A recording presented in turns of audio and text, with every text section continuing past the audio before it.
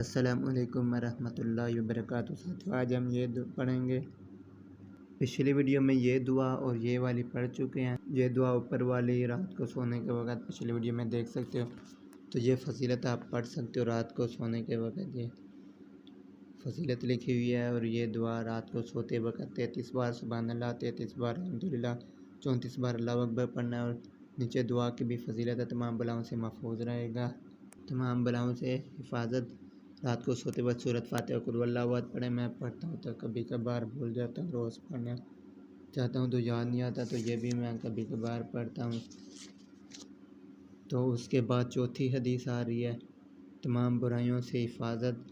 तो ये फजीलत पढ़ सकते हो। तो ये लिल्लाहि मा फिस समावाति से लेकर फंजुरना अलल कौमिल काफिरीन तक पढ़ें तो ये बलाओं से महफूज रहे। रात को मैं ये पढ़ के सोता होता हूँ। ये कुरान की आयत है। तो मिलेंगे न्यू वीडियो में, इजाज़त दें।